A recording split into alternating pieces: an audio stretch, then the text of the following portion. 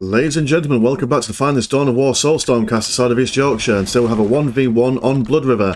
Over in the Ork corner we have got Death Watch's Bhaltair Roshaun, and over in the Sisters corner we have got Overdose. So I'm not sure if Roshaun is a reference to the Stormlight Archives by a chap called Brandon Sanderson. It's a wonderful fantasy novel, well, series of novels really, and if it's your kind of vibe, I seriously suggest you check it out, because man, those books are an absolute riot. If you are interested in books, mind you, I've also written a book, little pointer over here. If you like what we do over here and want to support the channel, please feel free to throw a couple of pounds my way to buy a book. That'd be awfully nice of you. But anyway, on with the game. Some Orky boys are moving round just down the river towards what looks to be like a very lonely missionary. Missionary is very vulnerable at this stage of the early game, as look, there are four boys and one of them, and he's not a particularly tanky individual, is the missionary. We do have a inferno turret being built up, and we do have some sisters coming out as well. With the Orks standing smack bang in the middle of some negative cover, they'll be taking extra damage. They are going to straight away decap this area while they're being, oh, marvellous, they're being supported with some grots. So the grots are going to move in, prevent these sisters from firing while these Orks smack around this missionary. Absolute kings, look at them, standing on each other's shoulders. Just, ah, what a wonderful fighting animation. But they are not long for this world, and they are going to quickly die the moment this Inferno turret gets up, and look at them, straight away, instantly burning to a fine crisp.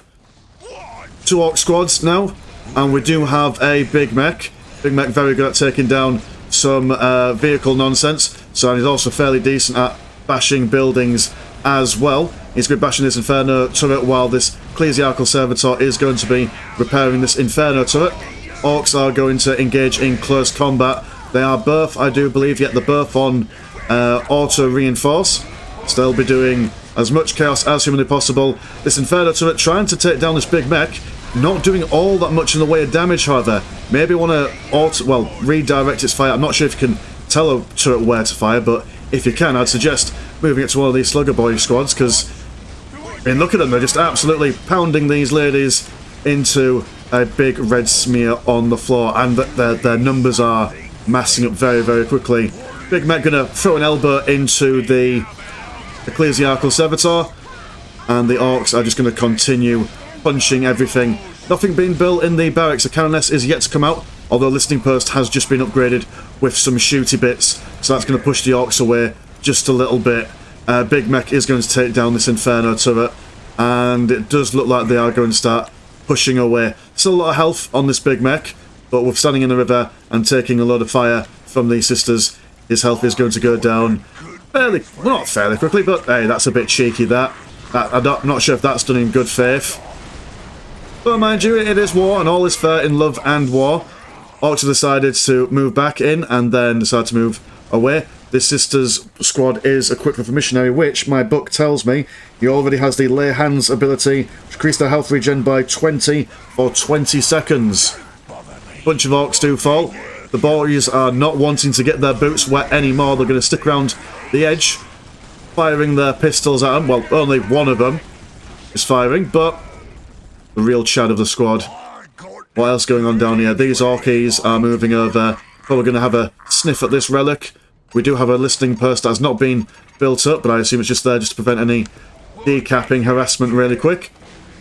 What else we got going on? Ah, we've got a cannoness popping out, and we have another missionary going long. Orks, a couple of models, fairly low health, and the sisters are moving up. They're looking a lot healthier in all fairness. Teleporting miles away. Oh, mind you, he's going to try and stop this missionary from capturing this post. Not wanting to get the boots wet, just wanting to send a couple of pistol shots their way. Slugger Boy's going to chase after this Battle Sisters squad. They're going to, well, this one's going to stand firm while these boys chase after those ones. And I imagine at the moment they start chasing after those ones, then those ones stand still. Bit of an unfortunate business when you've only got two melee squads in the mix. We do have a missionary trying to sort these boys out, but they're just going to cap the relic, no quandaries whatsoever, and they're going to start punching this boy in the face. I assume. Canoness chasing after these orcs. These orcs are just going to chill over here in this crater. We do have... Oh! I see that the missionary is just going to chill and see if he can decap this relic. But will he live long enough to manage to... Oh, it's a close between... Oh, that is very unfortunate. Also, I mean, a good effort though. Very good effort. But not quite what we wanted from that missionary. These orcs, engaging close combat. Big Mech just throwing one of these sisters far over here. Canoness chasing these boys back over here. The listening post has finally been finished, so its little gun is going to do a bit of shooting. 3 orcs, they are on auto reinforce at the moment. Some more boys are coming in, and we have extra boys over here. These these capping boys now probably going to engage in some actual punching themselves. Hungry for a scrap, no doubt. This Canoness is being surrounded by some green muscle. And a sister squad with only 2 girls left in. Only 1 girl left in. She is going to manage to avoid a total squad wipe. Moving away, reinforcing as she goes.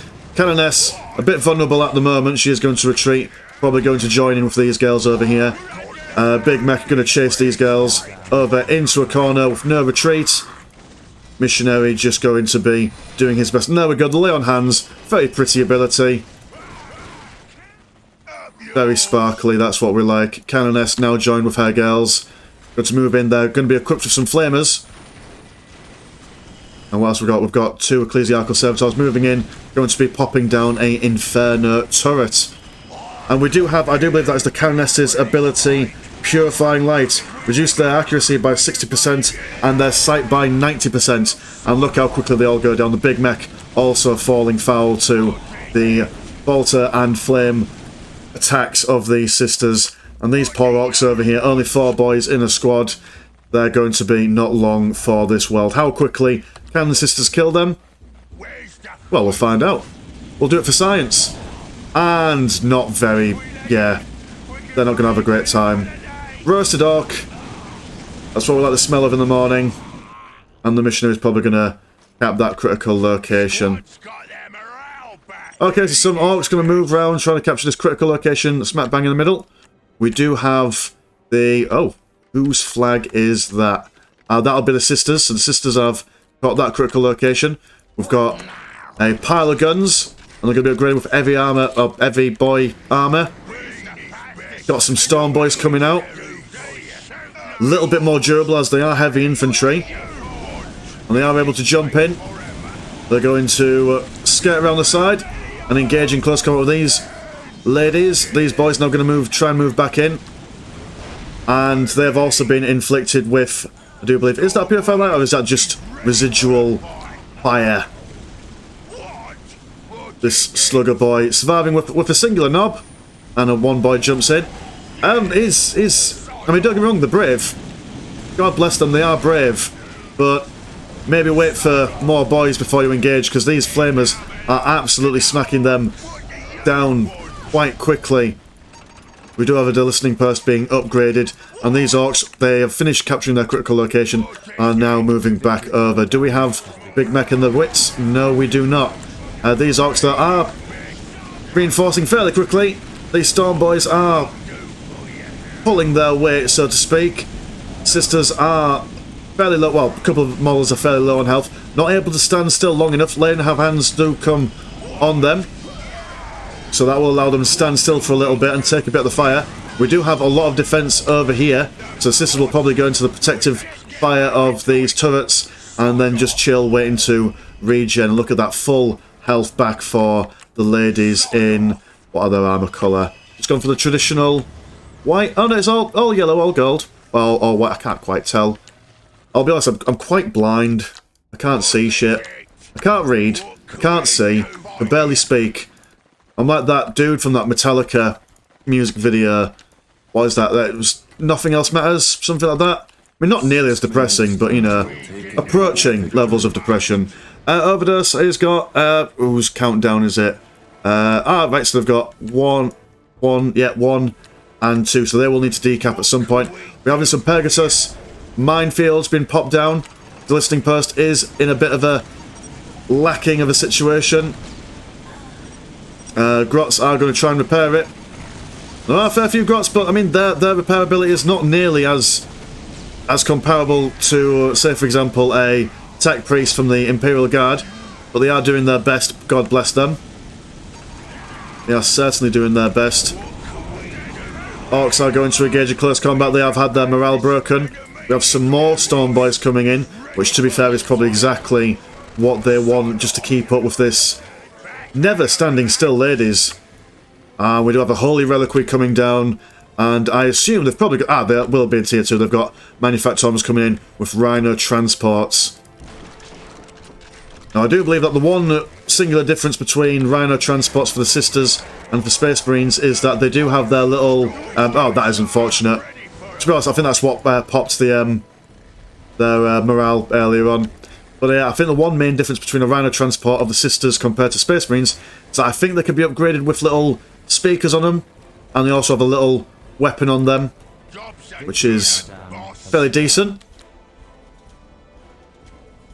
Storm Boy's going to move around, see what they can see. And what they can see is death. So they'll decide, nah mate, don't fancy it. It's now Death Watch's turn for the victory countdown. Lots of bits and bobs going on down here actually before I almost skip over it. Managed to get a more choppier research before the pile of guns will probably get taken down, unless these Storm Boys have anything to say about it. 2 squads of Storm Boys. They're going to do their best. And we do have a blinding light thingamabob going down. I do believe that is the... Was there a Confessor in there somewhere? Maybe, possibly. Oh, that was a stun, I do believe. Holy Edict. Stuns for 15 seconds, maybe. I'm not sure. There's a big shiny there, which is awfully nice. And here we go. Moving in. Going to chase down that Rhino transport. Rhino transport moving around. We do have a Nob Leader equipped with a Power Claw. We're very, very good against these buildings. We do have some Tank Busters on the field. So that's a good response. One key thing that I've noticed, and I learned this in Celestian Squad's coming down. We're very, very good against these pile of guns. Grot's going to jump in for part of cover. They're going to do some generator bashing, taking down one generator. We do have some Storm Boys moving in. Going to make some quick work of these Celestians if these Celestians don't get back in the Rhino transport. Rhino transport not... there we go. It's going to escape by the skin of its teeth. Yeah, but one thing I've noticed, so I don't know like how many like RTS games that you guys have played, but one thing that's consistent through all the RTS games, and I learned this back in my StarCraft 2 days, was that one, you need to know the opposing race, because you know full well that if you build a certain thing, like say for example Sisters, they're building tanks, you know full well that they're going to go for tank busters.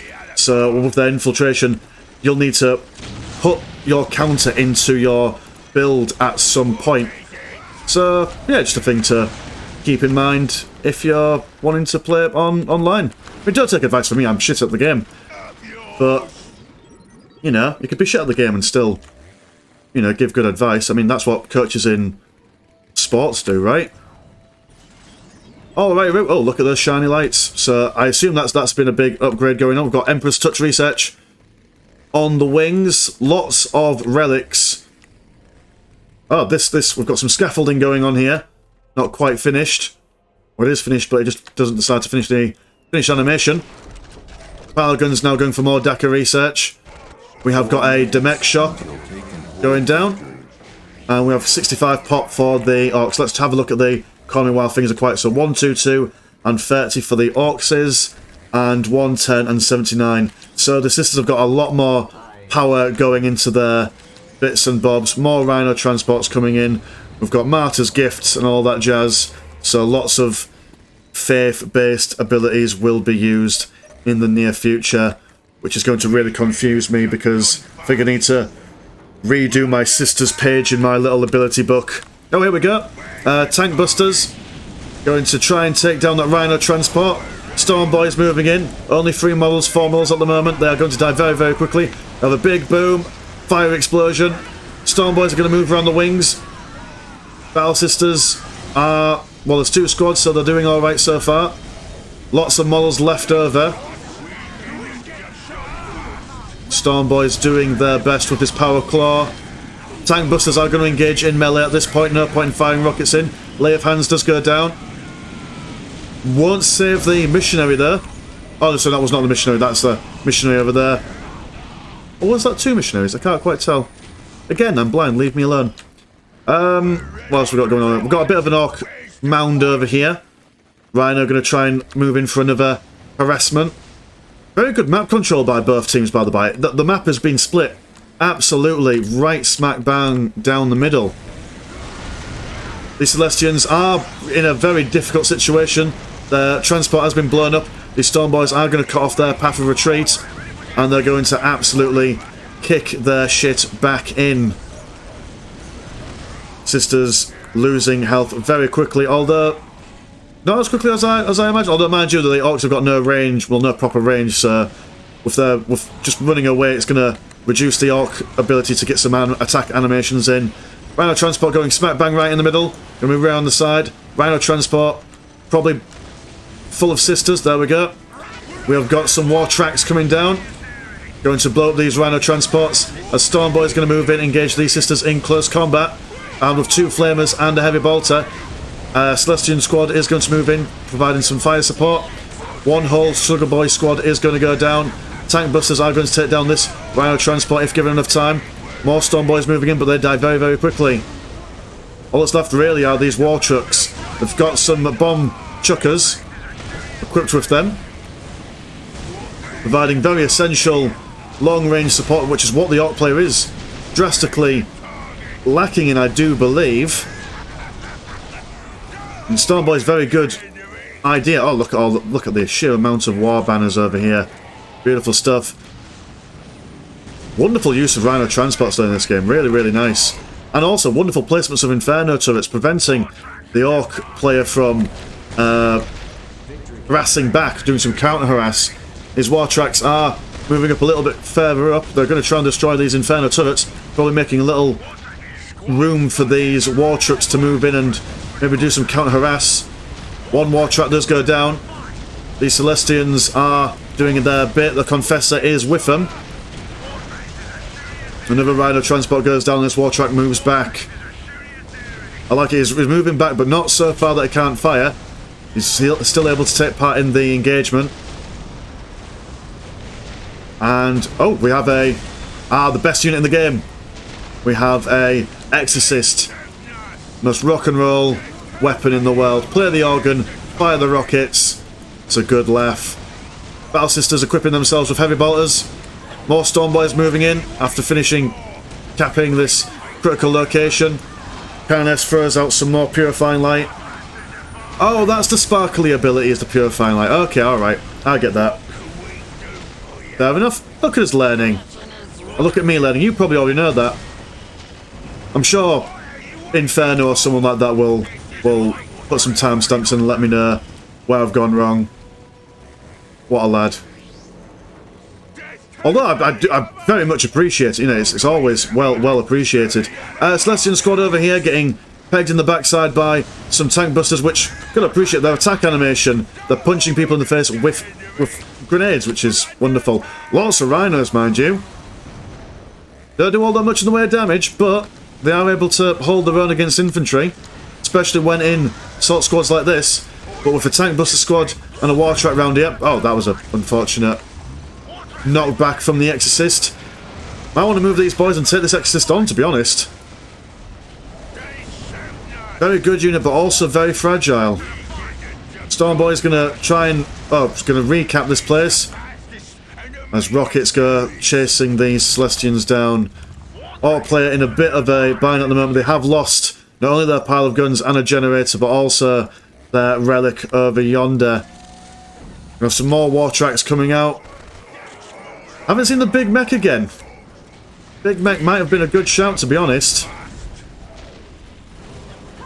Got some speedy bits going on.